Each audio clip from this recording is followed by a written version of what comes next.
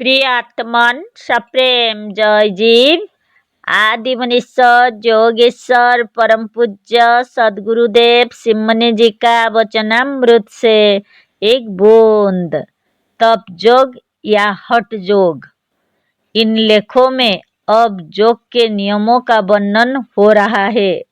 नियम के पहले और दूसरे प्रकार का वर्णन हो चुका है।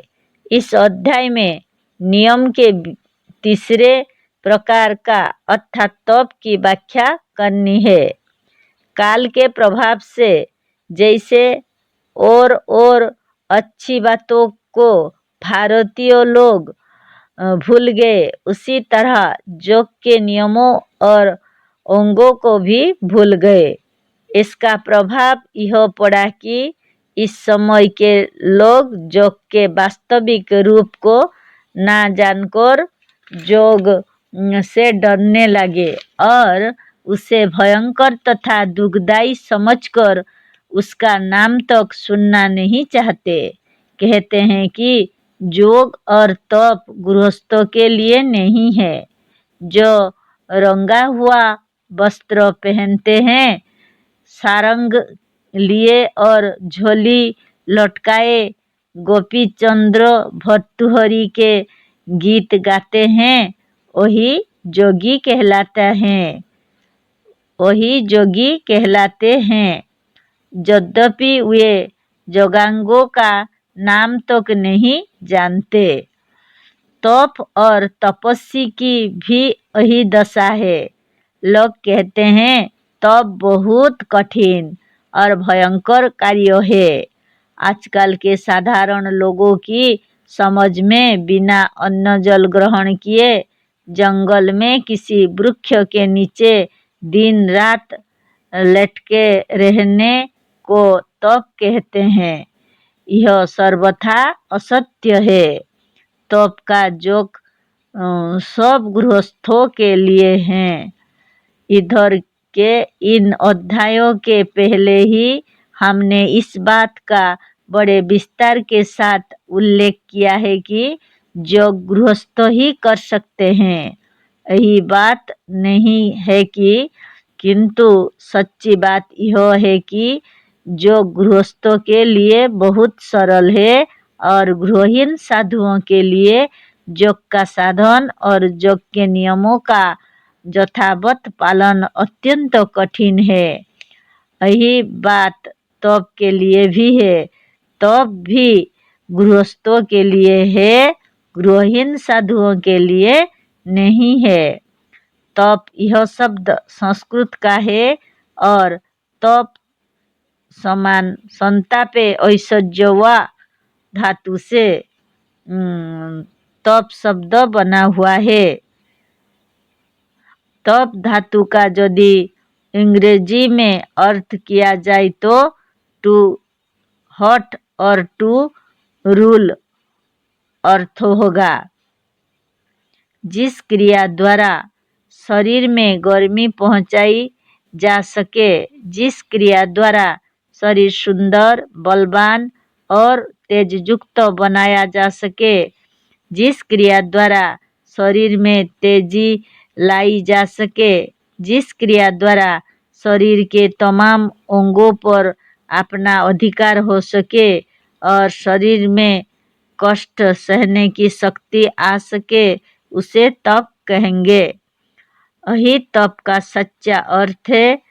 इसकी आवश्यकता गृहहीन भिखमंगे साधुओं को नहीं है। इसकी आवश्यकता सचमुच यदि किसी को है तो गृहस्थों को। उपयुक्त अर्थ के अनुसार तप के निम्नलिखित 6 प्रकार होते हैं। 1. शरीर में उपयुक्त गर्मी पहुंचाना। 2. शरीर को फुर्तीला और तेज बनाना।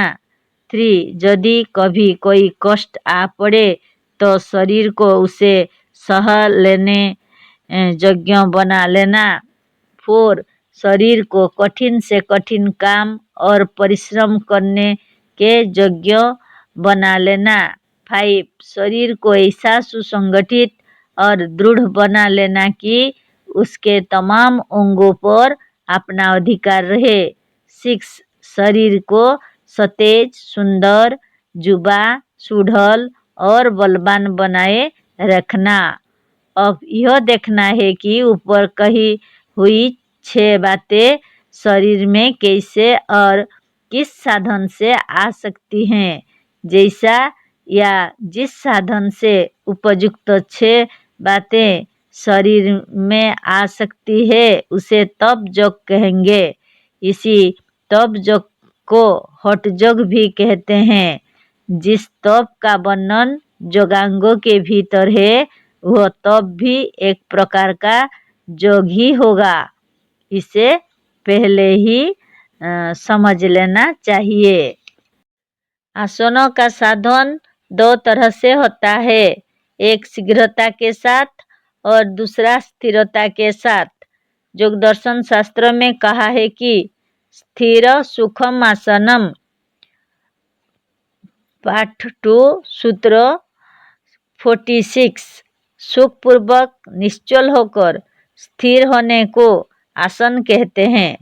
पर अनेक आसनों को एक ही समय में यदि कुछ शीघ्रता के साथ किया जाए तो उससे शरीर में विशेष रूप से गर्मी पहुंचती है, खूब पसीना निकलता है और शरीर हल्का हो जाता है। यद्यपि इसमें भी आसनों का ही साधन है, पर शीघ्रता के साथ करने से और स्थिरता और अति सुख न रहने के कारण इसे आसन नहीं कह सकते। अनेक आसनों को कुछ वेग के साथ करना एक प्रकार का व्यायाम है। इसमें चाहे सुख ना हो पर कोई कष्ट नहीं होता। साधन करने के बाद इसमें भी उसी समय मन के भीतर अपार आनंद और अपार सुख मालूम होता है। परिणाम में इसके भी अपार सुख और अपार आनंद है। पर है यह एक प्रकार का व्यायाम। व्यायाम को 2-4 रोज कर लेना कठिन नहीं है, पर उसको नित्य नियम पूर्वक समय से कर लेना कठिन है। जो लोग आलस्य युक्त, सुस्त और पुरुषार्थ तथा उत्साह से हीन है उसके लिए पूर्वोक्त साधनों को नित्य नियम पूर्वक कर लेना अत्यंत कठिन है। यही कारण है कि इन साधनों का नाम तप अथवा हठ योग है। इससे शरीर में उपयुक्त गर्मी पहुंचाई जाती है और रक्त शुद्ध किया जाता है। आसनों को बारंबार शीघ्रता के साथ करने से शरीर उष्ण हो जाता है और फेफड़ा खूब काम करने लगता है। इससे रक्त का प्रवाह तीव्र गति से होता है और शरीर से प्रसाद भी खूब निकलता है। इन सब क्रियाओं का प्रभाव यह पड़ता है कि रक्त शुद्ध हो जाता, शरीर निरोग, हल्का, सुडौल, बलवान और फुर्तीला हो जाता है। शौचादि क्रिया के अनंतर और चक्रभेदन क्रिया के पहले प्रातःकाल तप योग का अभ्यास करना उत्तम होगा। इसे प्रातः ना करके संध्या समय भी कर सकते हैं। चतुष्पादासन चित्र 12। पहले झुककर पृथ्वी पर दोनों हाथ और दोनों पैर टेक कर स्थिर होना चाहिए। इसे चतुष्पादासन कहते हैं। इस आसन में सिर, ग्रीवा, पृष्ठ और कोटि को एक सीध में हाथों और पैरों के सहारे ऊपर उठाए रखना चाहिए। चतुष्पद पशु जैसे खड़े होते हैं उसी तरह इस साधन से मनुष्य को स्थित होना पड़ता है। इसका साधारण चित्र दिया जाता है जिसे खूब समझ में आ जाएगा। चित्र नंबर 12 देखिए। इस आसन से स्थित होने के अनंतर शीघ्र ही शलभासन में स्थित होना चाहिए। शलभासन के बाद फिर उसी वक्त चतुष्पादासन करें और फिर चातकासन में आ जाए। चातकासन के अनंतर चतुष्पादासन में स्थित होकर फिर शलभासन करें। इसी क्रम में बारंबार तीनों आसनों की कम से कम 11 आवृत्ति करें। पहले चतुष्पादासन, फिर शलभासन, फिर चतुष्पादासन और अंत में चातकासन होता है। चातकासन करके फिर शीघ्र ही चतुष्पादासन में स्थिर हो जाइए। इस तरह इन 3 आसनों की यह एक आवृत्ति होती है। ऐसी आवृत्तियों कम से कम 11 संख्या में होनी चाहिए। पुस्तक के आरंभ में यह सब चित्र दिए हैं, उनके नाम भी लिखे हैं, वहाँ देख लें। चित्रों को देखने से मालूम होगा कि इन 3 आसनों की आवृत्तियाँ करीब करीब उसी तरह से होती हैं जैसे पहलवान लोग अखाड़े में दंड करते हैं। इसी से जोगी के स्थान को भी अखाड़ा कहते हैं। शलभासन चित्र 13। शलभासन में मस्तक, ग्रीवा, पृष्ठ, कटी, जंघा और पैर सब एक सीध में रहेगा। इसे एक सीध में रखते हुए पट अर्थात पृथ्वी की ओर मुख करके पैर के पंजों और हाथों के सहारे लेट जाइए, पर हाथ पैर को छोड़कर सारा शरीर पृथ्वी से 2 इंच ऊपर रखें। शलभवत होने से यह आसन शलभासन कहलाता है। इसे चित्र नंबर 13 में देखिए। शलभवत होने से यह आसन शलभासन कहलाता है। इसे चित्र नंबर 13 में देखिए। चातकासन चित्र नंबर 31। शलभासन से उठिए और चतुष्पादासन में आकर चातकासन कीजिए। कटी में नीचे पैर तक शरीर को पृथ्वी की ओर झुका लीजिए। इसमें कटी से ऊपर उदर से लेकर सिर तक सीधा ऊंट की तरह उठा देना होगा। मस्तक और ग्रीवा को इतना उठाइए कि ऊपर का आसमान आप अच्छी तरह से देख सके। पैर से लेकर कमर तक शरीर पृथ्वी से केवल आधा या 1 इंच ऊपर रहे। शरीर के यह निचले भाग कुछ कुछ यदि पृथ्वी से छू जाए तब भी कोई हानि नहीं है। हाथ के सीधे से कटी के ऊपर उदर से कंठ तक शरीर सीधा रहे।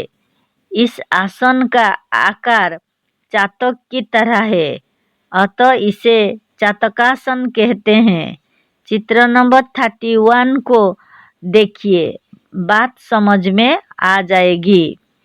शलभासन, चतुष्पादासन और चातकासन, इन तीनों आसनों को कम से कम 11 आवृत्तियों में करके चित्र नंबर 7 ख की तरह सीधे खड़े हो जाइए। इसे ताड़ासन कहते हैं। सीधे पूर्व दिशा को मुख करके खड़े हो जाइए और अपने बाएं हाथ को उत्तर, दाएं को दक्षिण दिशा की ओर फैला दीजिए। यही चित्र नंबर 14 में हाथों के सामने बिंदी देकर समझा दिया है। फिर हाथों की कुहनियों को मोड़कर धीरे धीरे कंधों पर लाइए। जब उत्तर दक्षिण की और हाथों को फैलाइए तो हाथों के पंजे भी फैले रहें। धीरे धीरे मोड़ते समय हाथों के पंजों को भी मोड़ते जाइए, जिसमें कंधों तक पहुँचते पहुँचते पूरी मुट्ठी बंध जाए। इस तरह से कम 7 बार करना चाहिए। साधन करते समय भावना उत्तम रखें। चक्रभेदन का साधन करने वाले मुनि को तप करने की आवश्यकता नहीं है। चक्रभेदन के साधन से ही तप जग भी हो जाता है। इसके बाद हाथों के पंजों को फैलाकर आसमान की ओर उठा दीजिए। मानो आप अपने उंगलियों के ऊपर की छत को छूना चाहते हैं। यह बिंदियों द्वारा पूर्ण रूप से ताड़ वृक्ष की तरह मालूम होगा। इसी से चित्र नंबर 6 में दिखला दिया है। फिर हाथों को कुहनियों से मोड़िए।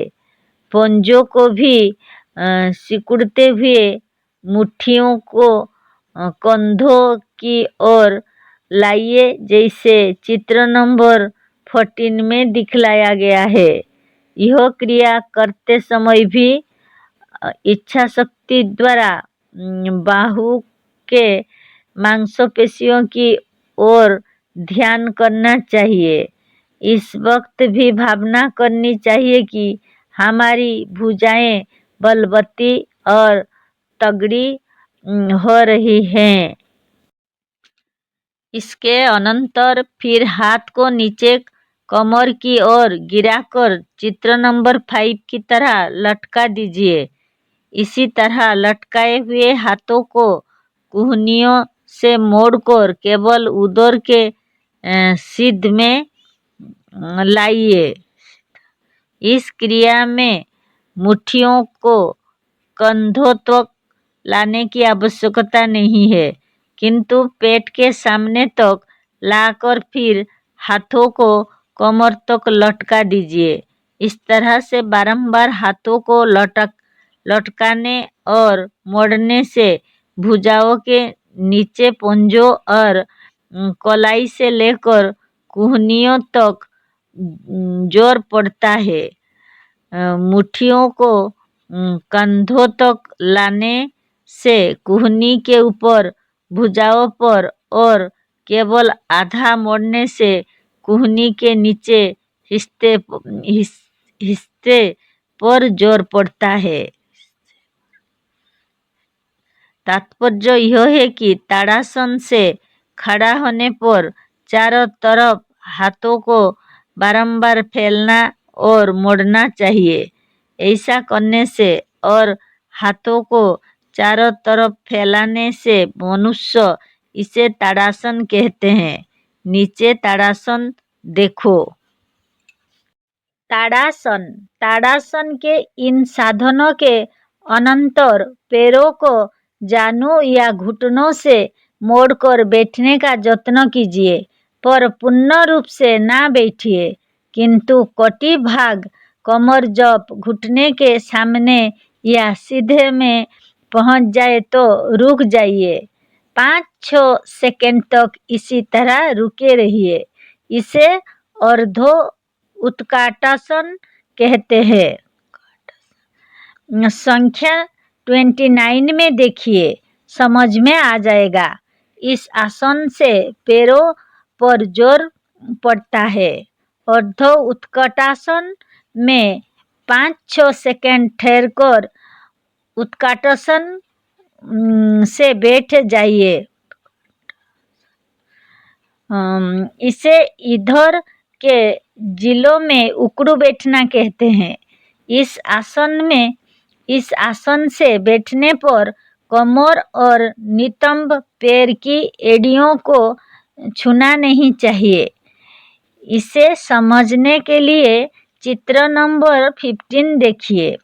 उत्काटासन में क्षण मात्र 5-6 सेकंड ठहरकर फिर अर्धो उत्काटासन में आइए और इसके बाद फिर सीधे खड़े होकर पैर के मांसपेशियों को तानिए और भावना कीजिए कि हमारे पैर खूब बलवान और दृढ़ हो रहे हैं। ताड़ासन, अर्धो उत्कटासन, उत्काटासन, फिर अर्धो उत्काटासन और अंत में फिर ताड़ासन से खड़े हो जाने पर इस तरह के आसनों की एक आवृत्ति भी हो जाती है। यह क्रिया करीब करीब ऐसे ही होते हैं जैसे पहलवान लोग बैठक लगाते हैं। ऐसी आवृत्तियां कम से कम 11 बार होनी चाहिए। सीधे उतान लेट जाने पर हाथों को फैलाकर कमर और नितंब के पास बगल में रखिए और पैरों को फैलाकर एक ही में मिला दीजिए। एड़ी नीचे जमीन पर और पैर के पंजे ऊपर उठे रहें। कमर से लेकर एड़ी तक पैर जमीन से लगे रहें और कमर से ऊपर आधे शरीर को धीरे धीरे उठाइए और कमर से लेकर मस्तक तक सीधा करके पैरों को जमीन पर फैलाए हुए बैठ जाइए। इससे एक कोण बन जाता है। चित्र में देखिए, सिर, कमर, पैर। कोण बन जाने के कारण इसे कोणासन कहते हैं। इस तरह से 2 सेकंड रहने के बाद सिर को झुकाकर घुटनों की ओर ले जाइए और हाथ की उंगलियों से पैर के अंगूठे को पकड़ लीजिए। ऐसा करने से मनुष्य का शरीर एक त्रिकोण बन जाता है। देखिए, सिर, कमर, पैर, यह एक त्रिकोण है। यह आसन त्रिकोण के रूप में होता है, अतः इसे त्रिकोणासन कहते हैं। इसके बाद यदि इसी आसन में बैठे हुए सिर को घुटनों पर रख दिया जाए तो पश्चिमोत्तानासन हो जाता है। पश्चिमोत्तानासन हो जाता है, पर पश्चिमोत्तानासन कठिन है। आसनों का बहुत दिनों तक अभ्यास कर लेने पर धीरे धीरे यत्न करते रहने से 3-4 महीना बीतने पर पश्चिमोत्तानासन भी सरलता से हो सकेगा। यदि आप पश्चिमोत्तानासन ना कर सके तो केवल सुखासन, कोणासन और त्रिकोणासन ही को कीजिए। पहले सुखासन देखो, चित्र संख्या 2, फिर कोणासन, फिर त्रिकोणासन और इसके अनंतर फिर कोणासन करके सुखासन से लेट जाइए। इन तीनों आसनों की एक आवृत्ति हुई। ऐसी कम से कम 11 आवृत्तियाँ इसकी भी करें। इससे पेट, सीना, कमर और रानों जांघों की कसरत होती है। इन आसनों से विशेष बल पेट पर पड़ता है, अतः इससे उदर, रान, कमर और पीठ की हड्डी, मेरुदंड बलवान होता है और इनके तमाम रोग छूट जाते हैं। सुखासन से ही लेटे लेटे हाथों और पैरों के पंजों को जमीन पर रख के शरीर के सब अंगों को ऊपर की ओर उठा दीजिए। इसे धनुरासन कहते हैं। यह आसन धनुष की तरह होता है। चित्र नंबर 17 देखिए तो अच्छी तरह समझ में आ जाएगा। इस आसन के पश्चात फिर सुखासन से लेट जाइए, त्रिकोणासन कीजिए। त्रिकोणासन के पश्चात फिर सुखासन से लेट जाइए। इन आसनों की यह एक आवृत्ति हुई। इसकी भी कम से कम 3 आवृत्तियाँ की जाए।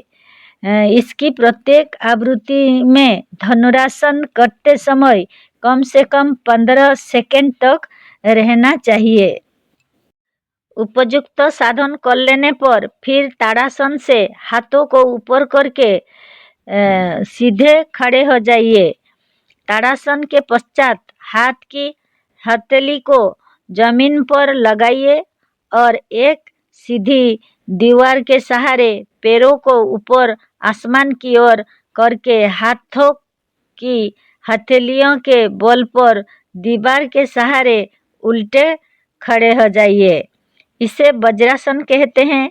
चित्र नंबर 33 की तरह शरीर को उलट दीजिए, वज्रासन बन जाएगा।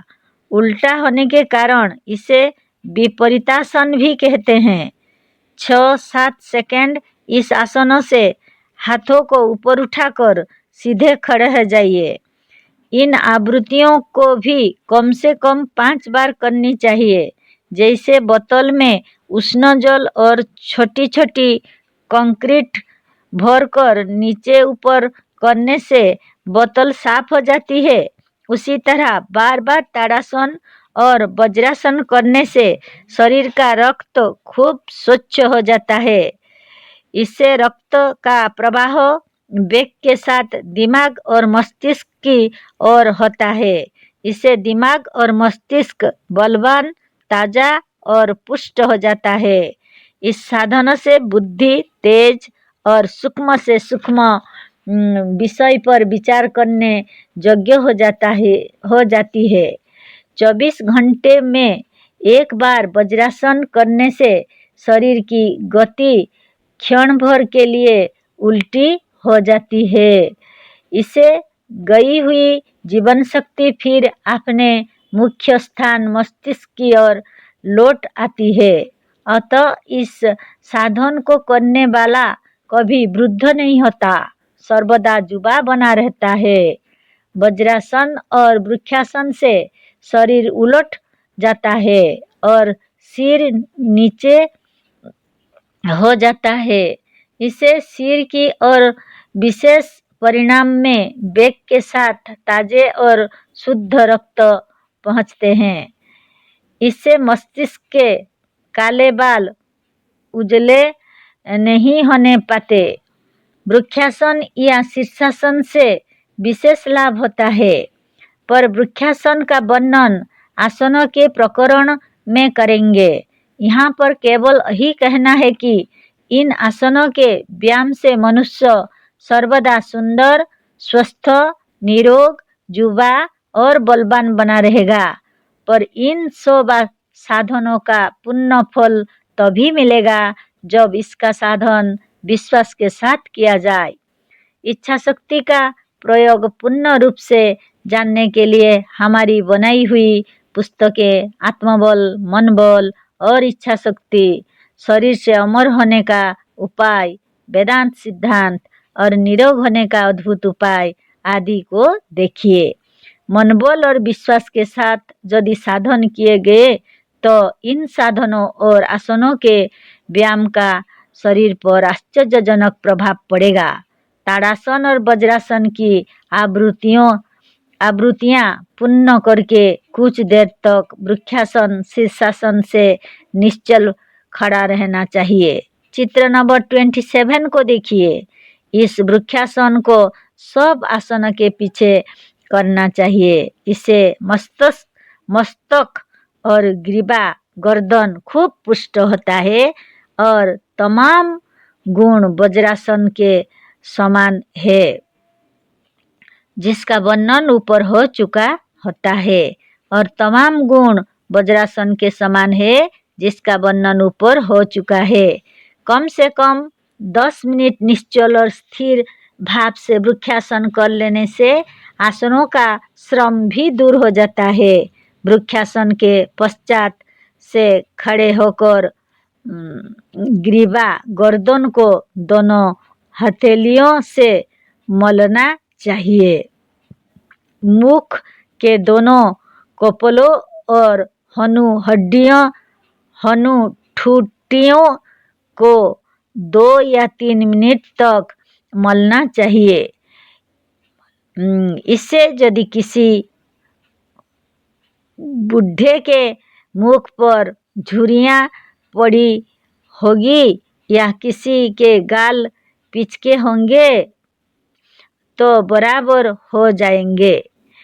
और इन तमाम साधनों के करने से वृद्ध भी 21 या 22 वर्ष का युवा मालूम होगा। इसके पश्चात दोनों बाहुओं, उदर और सीने पर भी हाथ फेरना चाहिए और छाती पर हाथ फेरते हुए यह भावना करनी चाहिए कि हमारी छाती चौड़ी हो रही है और भुजाएं बलवती हो रही हैं। यह सब करके यह हठ योग या तप योग का व्यायाम समाप्त करना चाहिए। आसनों के व्यायाम से मनुष्य वृद्ध भी नहीं हो सकता। अन्य रोगों की तरह बुढ़ापा भी एक बीमारी है और बीमारियों की तरह यह भी बढ़ती रहती है। रुधिर में से एक प्रकार की मेल निकलकर रुधिर वाहिनी नाड़ियों में जमती रहती है। जो उम्र बढ़ती जाती है नाड़ियों में यह विकार बढ़ता जाता है। यदि यह रोका ना जाए तो विकार शरीर के अन्य भागों तक पहुंचता है। फलस्वरूप जवानी की फुर्ती के बदले बुढ़ापे की सुस्ती और दुर्बलता बढ़ने लगती है। नाड़ियों में जो मेल जमा होती है वह खाड़िया मिट्टी के समान होती है जिसमें नाड़ियाँ तंग हो जाती है और रुधिर की धार कम हो जाती है। योग व्यायाम से नाड़ियों के भीतर जमी हुई यह मेल दूर हो जाती है और शरीर में फिर वही फुर्ती और ताजगी आ जाती है। हमारा विश्वास है कि यदि व्यायाम को ठीक ठीक उस प्रणाली से किया जाए तो मुनि समाज में बताई जाती है तो सब खराबियां दूर हो जाए।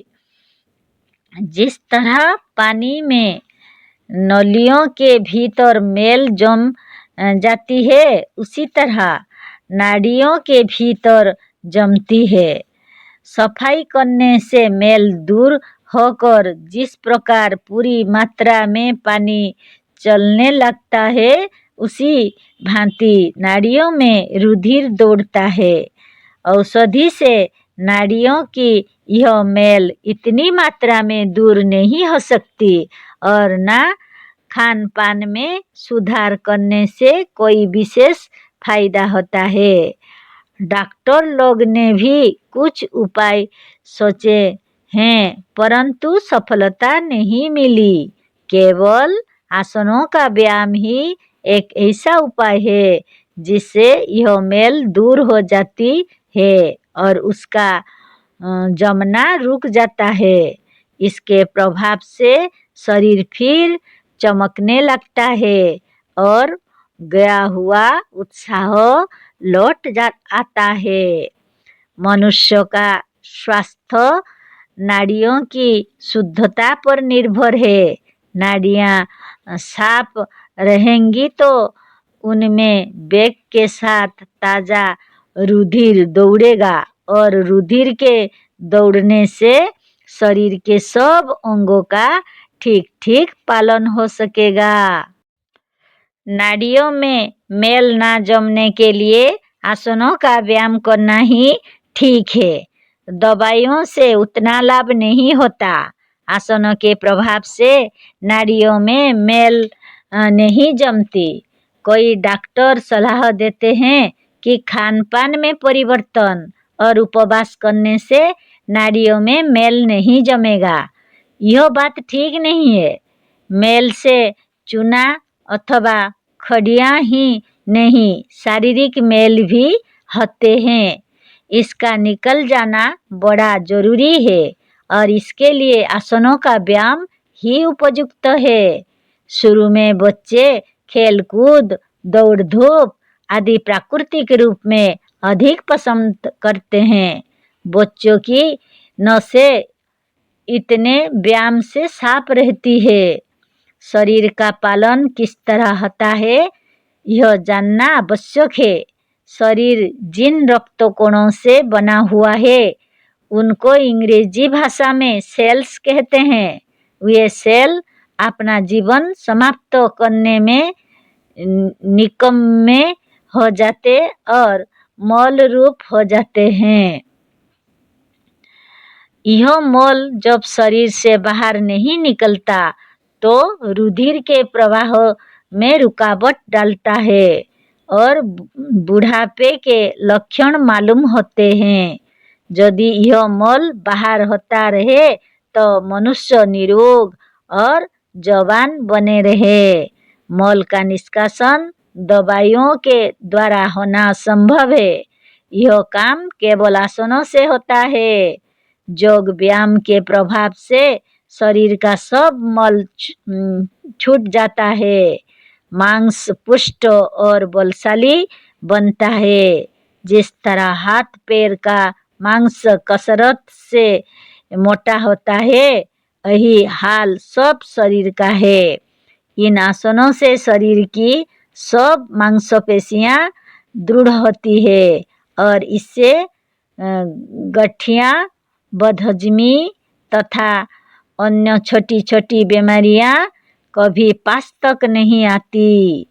शरीर के भीतर अनेक अंग ऐसे हैं जिससे रस उत्पन्न होते रहते हैं और वे फिर रुधिर में बदला करते हैं। जब इन रसों का निकलना कम हो जाता है तो रुधिर कम बनता है। इस दोष को दूर करने में कसरत बड़ी सहायता करती है। हमारे देखने में यह बात आई है कि दुबले और पतले आदमी इस तप योग के प्रभाव से मोटे हो जाते हैं और मोटों का शरीर छट जाता है। कारण यह जान पड़ा कि दुबले लोगों का कसरत के प्रभाव से भोजन अधिक पचने लगा और उनका मांस पुष्ट हुआ और मोटे आदमियों का मैदा छट गया। स्वस्थ शरीर का सबसे बड़ा लक्षण यह है कि शरीर में मौल ना रहे। स्वस्थ शरीर का सबसे बड़ा लक्षण यह है कि शरीर में मौल ना रहे। साधारण व्यायाम में तमाम अंगों की कसरत नहीं होती, पर इन आसनों के व्यायाम से शरीर के सब अंगों की कसरत हो जाती है। शरीर के तमाम अंगों और अवयवों को बारंबार हिलाने डुलाने तथा सिकुड़ने और फैलाने से सब तरफ ताज़ा खून पहुँचने लगता है और नसें, नाड़ियाँ तथा मांसपेशियाँ पुष्ट और लचीली हो जाती हैं।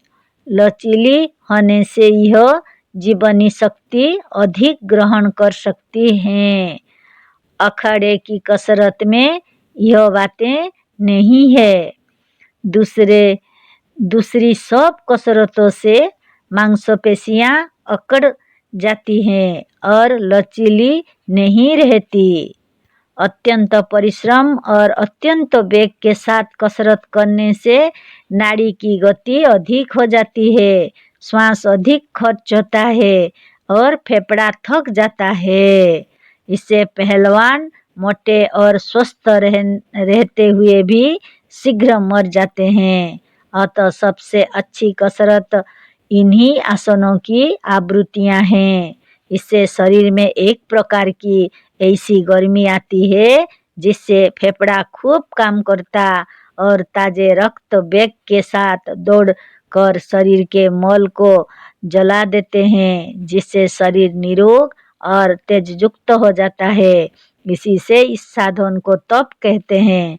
तप में कुछ लोग उपवास भी सम्मिलित करते हैं, पर तप जप करने पर उपवास की आवश्यकता नहीं पड़ती।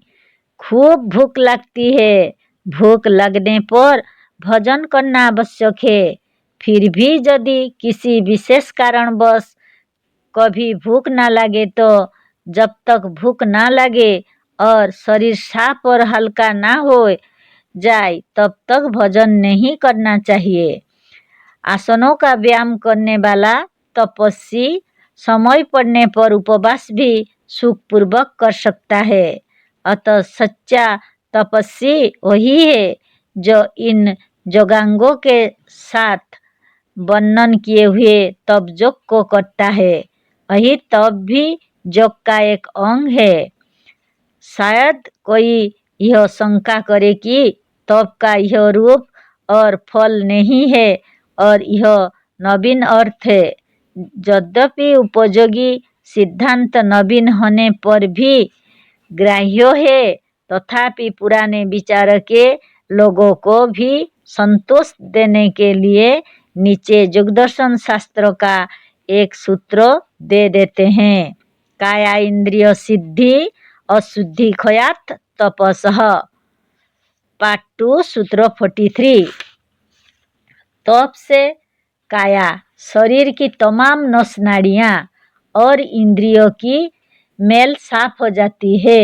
अतः इस तप से काया और इंद्रियों की सिद्धि प्राप्त होती है। इसका तात्पर्य यह है कि शरीर तप के प्रभाव से सुंदर, निरोग, सुढल, सुसंगठित, युवा और बलवान हो जाता है। अतः इस तप योग का अभ्यास योगियों को नित्य करना चाहिए। उपवास रूप तप को गीता में भी मना किया गया है। उपवास तप को मूर्ख करते हैं और यह आसुरी तप है। कर्षयन्तः शरीरस्थं भूतग्रामम् अचेतसः मां चैवान्तः शरीरस्थं तान् विद्धि असुरनिश्चयान्। गीता 17:6। जय जीव।